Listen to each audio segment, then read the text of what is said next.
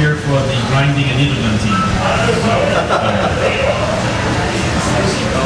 All right. Everybody, thank you very much. This is part of our 80th anniversary of Gearing-class destroyers. A very important class of destroyers that served in the United States Navy for from the 40s into the 80s as they left as reserve camps. I'm Rich Angelini. I've been working with Kennedy for many, many years. My dad served on her 72, 73. My uncle, his brother served on Orlick, 886, and their first cousin served on Wiltsey, 716. You want me to talk louder? There you go. That's good. Is that better? You want me to sing too? No. Oh, okay. I thought that was that what they're saying? No. Anchors away when we go into the harder or jokes. That's jokes. You want me to sing and dance too? You like James Cagney? Okay. All right. Is that better? Can you hear me, Mr. Wallace? Can you hear me in the back? All right. Noble saying you can hear me? All right. Very good. All right. So welcome to the 80th. I really appreciate, on behalf of Battleship Cove, everybody coming for this weekend. We're going to honor the 98 ships of the Gearing class, very important class, as I mentioned. So I think you guys already heard who is this guy and why is he up there at the microphone. So I'm Rich Angelini. I started volunteering on the Kennedy when I was 9 years old with my dad in the 1980s. He served on the Kennedy. We lived close by, so we started volunteering, and then in 2000 I took over the restoration of the ship. We basically undid all the World War II modifications that the museum did, and we're bringing her back to her Vietnam War configuration. So we're very much on the way to doing that. But my uncle, my dad's brother, served on the Orlick, 886, which is a museum in Jacksonville, and my cousin David, which is my dad and my uncle's first cousin, served on Wiltsey, 716. So you can tell the family they were all on their ships at the same time, so at family cookouts they would talk about destroyers. So it was, I grew up in the Navy family, so it was a big part of our life. But we're not here about me, we're here about you, and we're here about your families and the honor of the shipmates that served on these destroyers. This particular seminar session is about why we have Gearing-class destroyers in the first place. Most of you served on Gearing-class destroyers, or you know somebody who did serve on a Gearing-class destroyer, but why do we have them? But before we do that, we have plenty of time, and I'll make sure I don't run over Chow, because I know people are worried about that. I know Rich is like, don't run into Chow, right? He's like, oh no. So I just want to make sure we don't do that, and but I do want to, we're going to be together for a long time. I know Wes is going to get mad at me, so I'm going to try and introduce, I want everybody to say their name, because we're all friends, we're all going to be shipmates by the end of this weekend. So we're going to start with this table over here and see if I can make it. All right, I want you to say your name and your rate. Name and rate and ship. Okay. My name is Daniel Shepard, and I served on the USS Joseph P. Kennedy from 69 to 75. So when I was discharged, and my rank was a E. Excellent, thank you. Derek McLaughlin, OS2, USS Parcel, 75 to 77.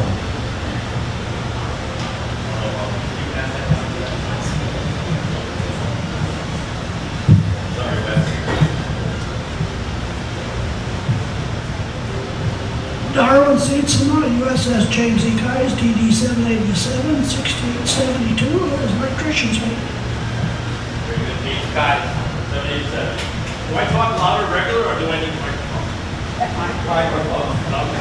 Now I'm going to sing because you guys said that. All right.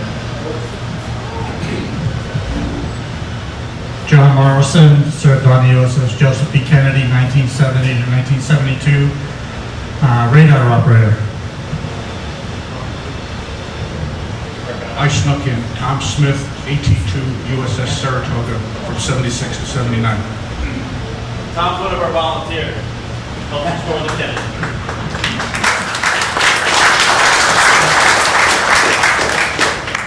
My name is John Wagner. I served on the USS Stickle, DD 888.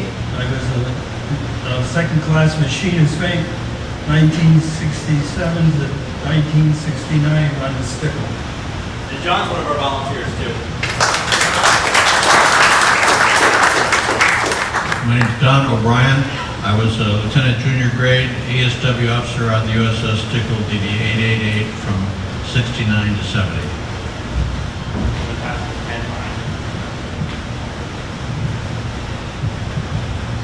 That's Ken Mills, machinist grade second. I served on the ground senior unit from 60 to 63.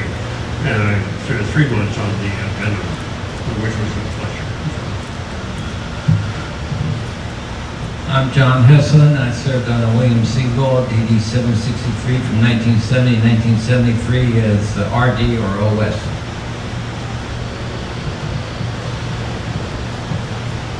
My name is Rich Mullins. I served on William C. Law, DD-763, from 71 to 73, and I was a second-class boiler captain. My name is Peter King. I served on the USS McKean, DD-784. I was a lieutenant junior grade comm officer and dash controller. Peter's one of our volunteers, too.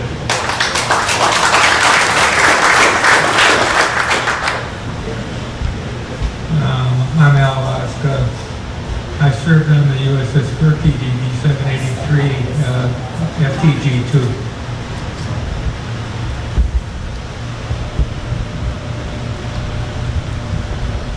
I'm Al Gordon. I served on the USS Meredith DD-890, and I was the CIC officer as a lieutenant junior. Oh, from 66 to 68.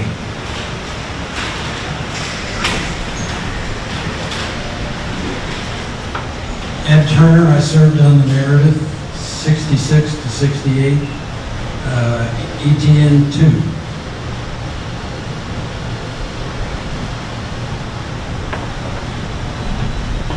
Bob Arnold, I served in the USS Wolfenstein from 65 to 67, machinist. Luke Parmigiano, I served on the Newman K. Ferry DD-883. I started off as an ensign in 64, and I served 2 tours. I ended up as a lieutenant. I was comm officer at OODP. Jim Piper, ETN 2. USS Theodore E. Chandler, DD-717, August 1968 to August 1970. Hi, my name is Phil Stevens. I served on the Charles B. Cecil and on the Howard as a Cartman 52.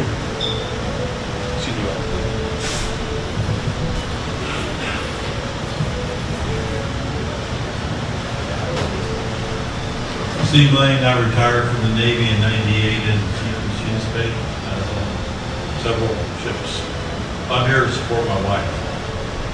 And you served on Cone 866. They both the same, yeah.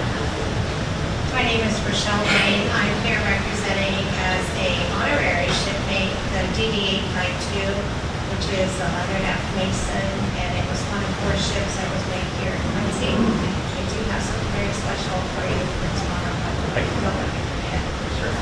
Thank you, everyone, for your service.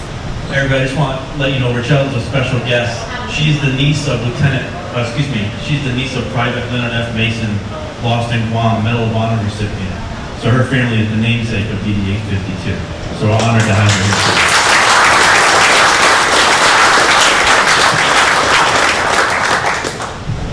I'm Wayne White. I served on the Charles Alware from 61 to 64.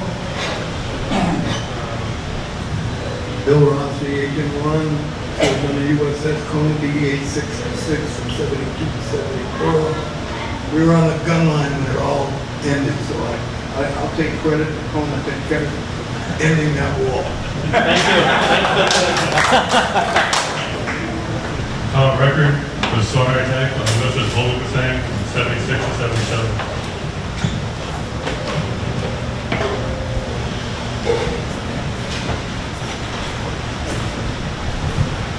My name is Danny Charles. I served on my first ship from 78 to 83, which was USS Lilleneck, DD-944, and several other ships after that. I just retired in 2005 as a boiler tech / machinist mate, Master Chief.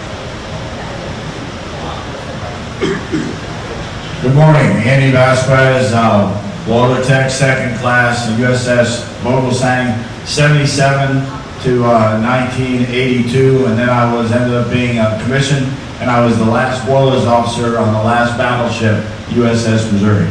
Darn glad to be here with my brother Ron.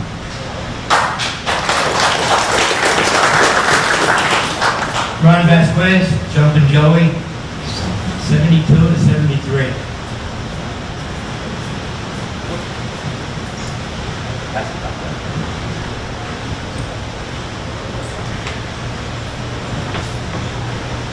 Bob Denisha, I'm an outsider. USS William H. Stanley, DLG-32, which later became a CG. And we used to really thank our lucky stars for not being on those corks bouncing around us. 66 to 68, Yeoman. Frank Joseph, USS Stickle 888, was a fire control technician, 1967 to 1969. Toby Mack was ASW officer on the USS Johnston, DD 821, from 1966 to 1968.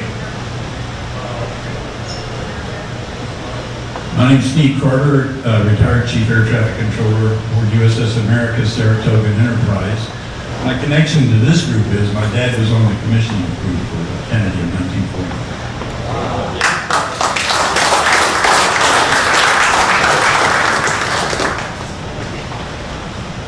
Mike Stow, DTN 3 on the Joseph E. Kennedy Jr. DD 850.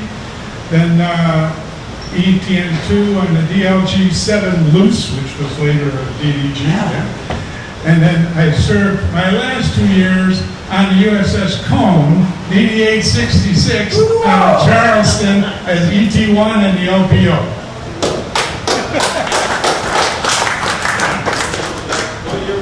'77 to '78. Carl Sorensen, USS Flossell, DD 845, also known as the Mighty B, and I was a boiler technician, second class, 66 to 70. Randy Holton, USS Bosell, DD 845, boatswain mate from 71 to 73, and my dad was actually a plank owner on the Forest Royal, the DD 872.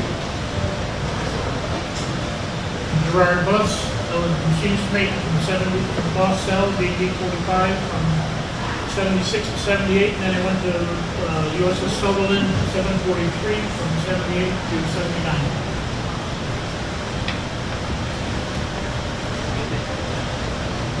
Calisthenics. Yes. DT.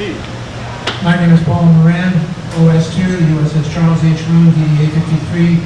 We're aboard 1970 and left with the decommissioned in 1973. Ed McCorkindale, DD 818, I was a Raymond third class, 1974. Tom Cameron, machinist mate, second class, USS Rogers, DD 876, 68 to 71. Jimmy Bowlway, I'm probably the only cruise ever heard today. I was invited. In Kansas. Anyway, boatswain mate, third class, served aboard the USS Springfield CLG-7 from 1968 to 1972. My name is Monty O'Shea. I'm an MR3 and served aboard the USS James E. Kais, Nanhachi Nana, that's Japanese for 787, and that's it. Bob Barlow was a gunner's mate, third class, on USS Benjamin Stoddard, DDG-22. I'm currently a volunteer down here at Battleship Cove, and I'm glad you guys are coming here. because I wouldn't have a reason to come down here without you.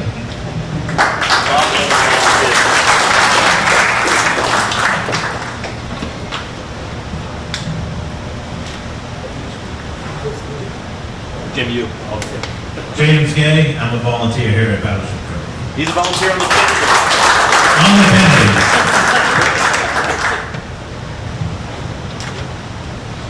My name is Joe Bettinger. I served on this ship 1969 to 1971, both of them.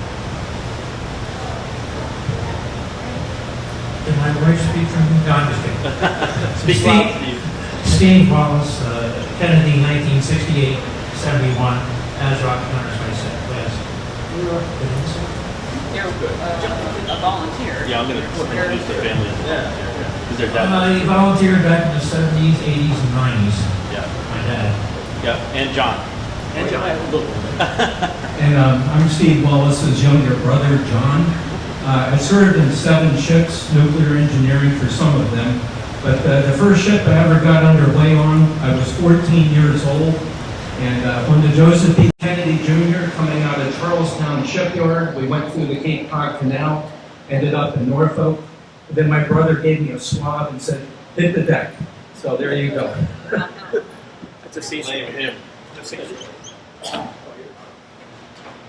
From that cruise, when 14 years old, John went on to become the commanding officer of the USS Harry Hill, the Spoons class destroyer.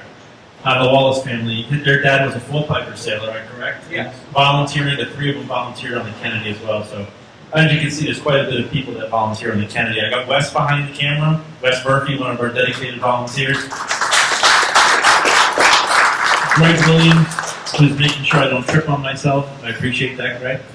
All right, everybody, thank you. I just want to do a quick introduction because we're going to be seeing each other a lot over the weekend. I think the greatest thing is the amount of people and ships that we have so far. Tomorrow, more people are coming in, and we'll have over 100 people at our banquet on Saturday night for those who are attending that. So that's a pretty good turnout for a museum. We've never run a reunion before, so we have no idea what we're doing. So just bear with us. So anyway, the real topic here of the day for this particular session is, what is a Gearing-class destroyer, and why do we have them? Now, I think most of you know, so bear with me as I repeat some of this stuff, but in 1944, the U.S. Navy was just starting to make major inroads in the Pacific. The war in Europe and the U-boat onslaught was pretty much over. We were now doing land, we had landed in Normandy. Destroyers, of course, helped with that invasion. But the Pacific War was still in question. And in 1945, we went in, and the Battle of Okinawa in the Philippines showed us that the Japanese meant business, right? They were not as weak as we thought they might be. And then they onslaughted against us with the kamikaze aircraft, where they would crash into carriers. And of course, we all know the story of the Laffey 724 on Okinawa, when she took 6 to 8 aircraft and still survived, the ship that wouldn't die. She was a Sumner class. So going to the Sumner class is an improvement over the Fletchers. They found out that the Fletchers were fast, but they didn't have the steaming radius, and they did not have the firepower. So they made the dual-mounted Sumner class, which is like the Laffey, and also the Bull, I think, is a Sumner class, and a few of the others. But the Navy still wasn't happy. It looked like in 1946 we were going to invade Japan, because the Japanese did not look like they were going to quiet down. They did not look like they were going to stop. And it looked like we were going to lose 1 million casualties easy. That was the U.S. Navy figures estimated by the government, that we would lose 1 million casualties in the invasion of Japan. And in fact, today, the Purple Hearts that we give out to our soldiers today are from the original minting from the U.S. military, thinking that those are the Purple Hearts we were going to give out for the invasion of Japan, which thankfully we didn't have to do. So the United States Navy said the Sumner class seems to be a good class. She's a little slow, and she can't keep up with the steaming of the carriers, because the carriers, as Steve would know, the carriers can stay on station a long time with the battleships, but the destroyers need to be refueled very much. So what do we do about that? How do we keep destroyers with a lot of firepower, increase their speed potentially, and also increase their fighting capability at sea? So the United States Navy came up with, well, we don't want to change the ships in the shipyard too much, and that's why the Fletcher went to the Sumner, because it was basically the same hull. And they didn't want to keep the capacity up very high. So what they did was they designed a new class of destroyer, which they called the long hull Sumners. So technically the Gearing class in the Navy books called the Long Haul Sumner class. What that means, as most of you know, there's 14 feet amidships that were added to the superstructure and to the hull, and it was easy for the production yards to build these ships because they were basically building Sumners anyway. Now they just have to add a 14-foot section.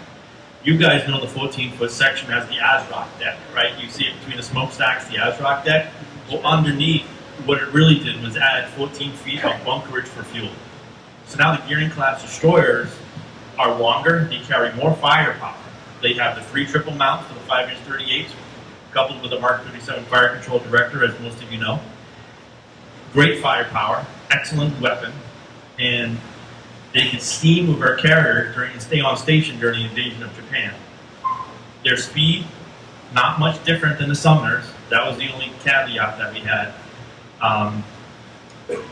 But the Gearing-class destroyers were meant to come in for the major invasion of Japan. They wanted them there, they wanted them on station. They thought they could take the hits that the Fletchers couldn't take from the kamikaze attacks because the Gearings were longer, they were more structured, they were sturdier vessels, and they just carried more 40mm, 20mm, and 5-inch ammunition.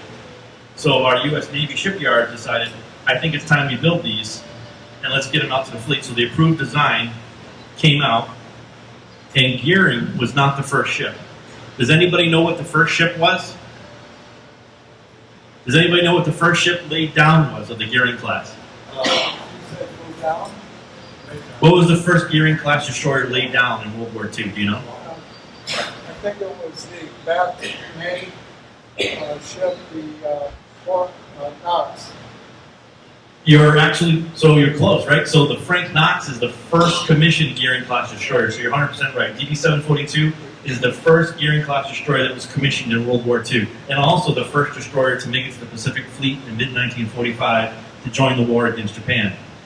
But the first ship laid down was also the last ship decommissioned by the United States Navy of the Gearing class, and I think Rich here wants to say the name of that ship. William C. Law. William C. Law was the first ship laid down and constructed during World War II. So 763 was the first ship laid down at the shipyard. Her keel was laid first. She was also the last Gearing-class destroyer retired from the United States Navy service. And in fact, she was only decommissioned 2 hours after the USS Harold J. Ellison, DD-864. So there's a little battle sometimes between the 864 and the 763 to say, hey, who's really the one that was decommissioned last? But it was actually William C. Law. So the yards are now trying to put these ships out quick. I'm going to read over really quick the number of, we talked a little bit about 98 ships of the class. 98 ships that we actually built. Does anybody want to take a guess of how many the Navy authorized for construction to fight the Japanese? Raise your hand, I'll put you to that. Does anybody want to take a shot at? 115. You're close, higher. 125. I feel like Bob Barker. Talking about. So, yeah, right. So, they authorized 152 Gearing-class destroyers. That's a lot of ships. The Fletcher class was over 170. So now we're taking the most powerful destroyer the U.S. Navy's building in World War II, and we're trying to build 152 of them to go into the invasion of Japan and support the end of the Battle of Okinawa. So our shipyards are doing everything they can. Rosie the Riveter and Winnie the Welder and everybody else at the shipyards are doing their job. Bath Iron Works, they built 30 Gearing-class destroyers. Consolidated Steel in Texas, they built 27 destroyers. Bethlehem Steel, now they built a lot of destroyers, but they built them in different yards. Staten Island, New York was 11 Gearings. Fore River Shipyard, which was Quincy, that is 4. San Pedro, California is 4. San Francisco is 3. Now Federal Shipbuilding in New Jersey, which was owned by U.S. Steel, they built 10 Gearing-class destroyers. Todd Pacific in Seattle, they built 9. So as they were built, the original design was ASW heavy. They had the 2 quintuple torpedo tubes amidships between the stacks and then one aft of the stacks as designed. And they also had a load of 40 and 20 millimeter guns. Seeing that the Navy, seeing the destruction that the Japanese aircraft were doing to our carriers, and you can imagine what that did to our destroyers, right? The Navy decided the ASW threat is not number 1 in World War II, it's the air threat. So Frank Knox and the first series of of Gearing-class destroyers were changed while they were in the yard from a general DD configuration to a DDR configuration. They weren't officially designated DDR yet, but they were DDs with height-finding radar in the back, so they can track on radar picket stations when they got there onslaughts of Japanese aircraft coming at them, right? So that's a little bit of the history of why the first ships that came out were really for radar picket and the invasion of Japan. Gearing-class destroyers, mostly in World War II, when they did reach the fleet, they made it into Tokyo Bay for the surrender. Frank Knox and Sutherland were both there for the surrender of Tokyo Bay, and I believe Perkins 877 actually made it as well. So it's amazing to think that the Gearings actually came out that fast. So from 44 through 46, over 70 Gearing-class destroyers came out of the yard and were commissioned. Most of them came at the end of 45 and 46 because that's when we thought the invasion of Japan was going to happen, in 46. So the ASW systems got removed from these platforms. We know in the 1960s that changed, right? The 5-inch 38 couldn't track jets. So the Gearings became an ASW platform rather than an air attack, air search platform. So it's a little bit about the history of why we have Gearings and a little bit of some of the first ships. If you have questions or you want to interact, please do, just like Al did. I don't want to question anything you said, but I think some of it's a little incomplete. I think that the last 15 ships from about 870 to 890 were built and consolidated in Orange, Texas. Yep. You didn't mention that. I did. I mentioned consolidated. Consolidated steel. Yep.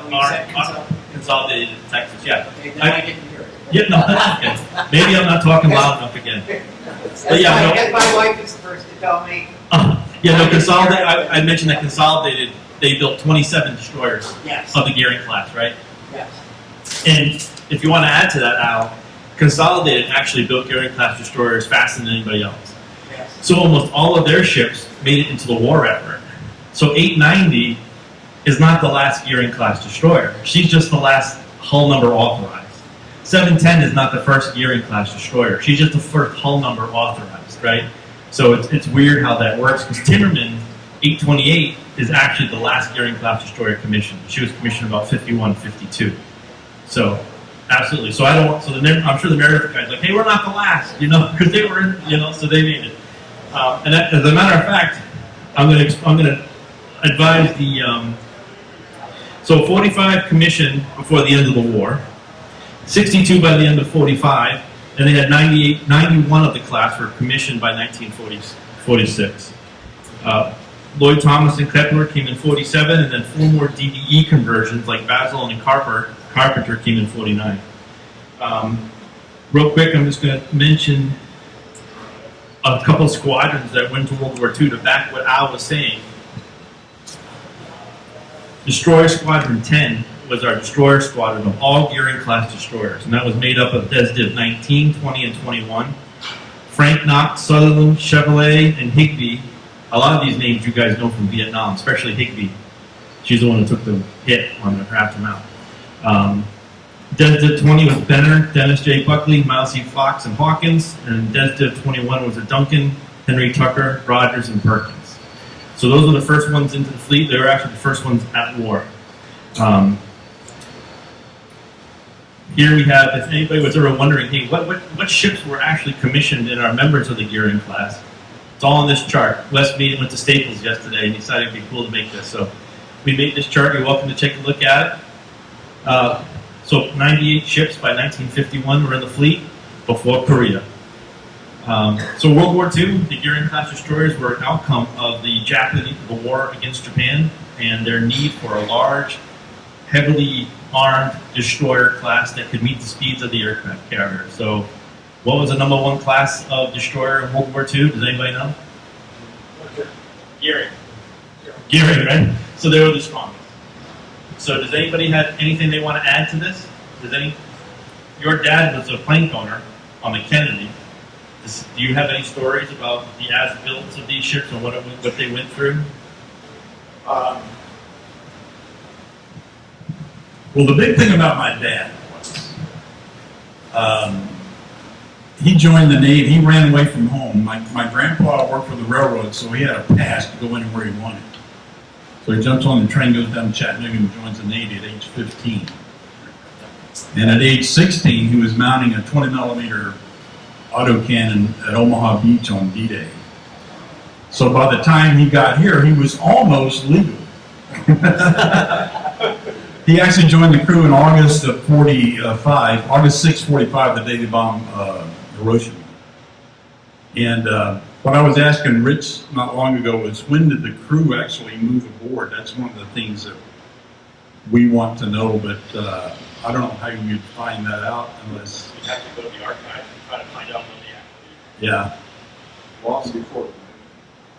Yeah, before. Oh, yeah, because they have to go through the sea trials and all that stuff. Your dad is pre-com, too. Right. So he wound up being a gun captain on one of the Quad 40 mounts that is where the dash hangar is now. And he didn't really talk a whole lot about his time on Kennedy, mostly about his time with the landing craft. But he was sure proud of being a member of the crew. Absolutely. So you could kind of say, so the Cone ended the Vietnam War. We just heard them say that. So we could kind of say that the Japanese heard the Goering-class destroyers were entering the war, so they gave up in August of 1945. So does anybody want to buy that story? I think that's a good story that we should push forward. What do you Close say? enough for government work. Close enough for government work, and we know you guys are all government employees at one point. Don't let the truth run you the story. Yeah. There you go. Right, so World War II Goering-class destroyers, there are none left. There's none that reflect or look the way they did during World War II. Kennedy is the last destroyer in a U.S. Navy configuration. She's the only one that didn't go overseas, but we did do a review of her and a lot of her down below compartments and engineering. It did not change much. So the mess decks, the equipment is different, slightly the tables are different, but the arrangements of the compartments are still very similar. I know we have a gentleman from the Rogers, right? 876. So she's actually, so there's 5 Goering-class destroyers that are museums around the world. I don't know if anybody knows. You can't hear me? Korea. Yes, yep. So the 5 Goering-class destroyers: Kennedy, Orlik, Rogers. Eversole in Turkey, and then the, and I know it because I did Sarsfield in Taiwan, 837. Everett Larson was in Korea, and they scrapped it, which was the only Fram 2 Goering-class destroyer left in the world. And they in Korea also, or Taiwan, I think it was Taiwan, scrapped the William R. Rush 714, and that was a museum too. So we're getting down there where we don't have many Goering-class destroyers in existence anymore. So, and there's definitely none in a World War II configuration. So that generation, the USS Kidd, kind of explains that. But for Kennedy, if you guys look in the mirror, that's who she really represents today.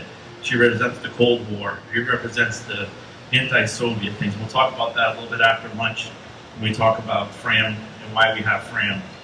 But for World War II, Goering-class destroyers were the most powerful, and I guess we can always be thankful that we didn't lose any ships, we didn't lose any men on Goering-class destroyers in combat during World War II. I think we did scare the Japanese. It sounds great. They knew the Vogelsang was coming, so they said, that's it, we're going to surrender on the Missouri. Because you were on the Missouri, right? So yeah, so good. So anyway, folks, that's a little bit about the World War II aspect of our Goering-class destroyers. If anybody has anything they'd like to add to that, Al's got some history. When you mentioned that Consolidated put them out faster than anybody else, they were cracking the champagne bottle over the bow after 6 months, and then they commissioned a new one 6 months later. Then they repeated the cycle, and in 45 and early 46, they put out, how many did you say they put out? 27.